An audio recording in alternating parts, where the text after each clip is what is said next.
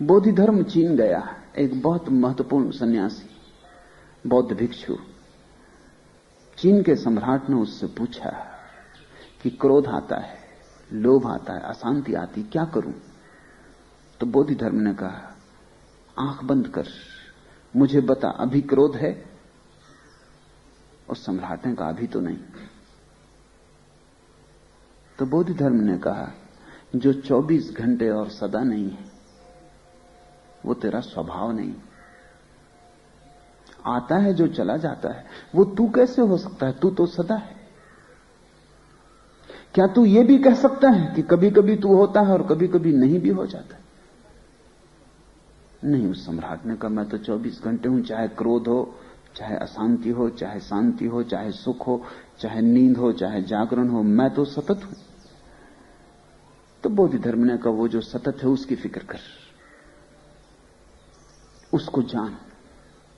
और जो कभी आता है और कभी चला जाता है वो तो बाहर की तरंग है, किनारे को छूती है, लौट जाती, उस पर ज्यादा ध्यान मत दे। न तो सुख मूल्यवान है तुम्हारा, न दुख मूल्यवान है तुम्हारा। तुमने बहुत ध्यान उन पर दिया, इससे तुम बुरी तरह उलझ गए हो। वो ध्यान देने योग्य भी नहीं है। उपेक्षा के अतिरिक्त उनके प्रति दूसरा भाव नहीं चाहिए। सुख आए तो उपेक्षा रखना, क्योंकि वो जाने ही वाला है। दुख आए तो उपेक्षा रखना, जानते हो कि कितनी देर टिकेगा। कभी दुख सदा नहीं टिकता, तो फिर क्या इतनी परेशान होने की जरूरत है? रह लेने दो थोड़ी देर। आ गया है पक्षी उड़ के तुम्हारे कमरे में, दुख का हो या सुख का, क्षण भर फड़फड़ाएगा, दूसरी खिड़की से निकल जाएगा। कोई सदा रहने को नहीं।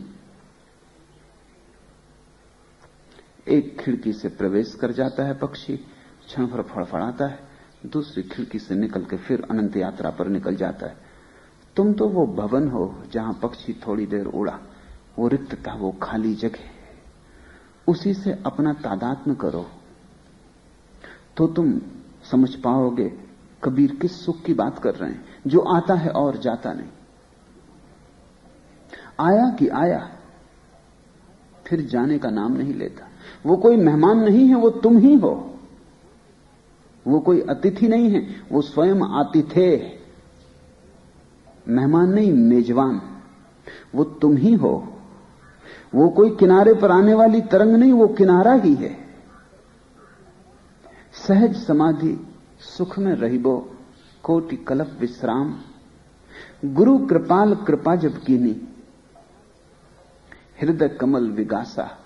जब गुरु का प्रसाद मिला,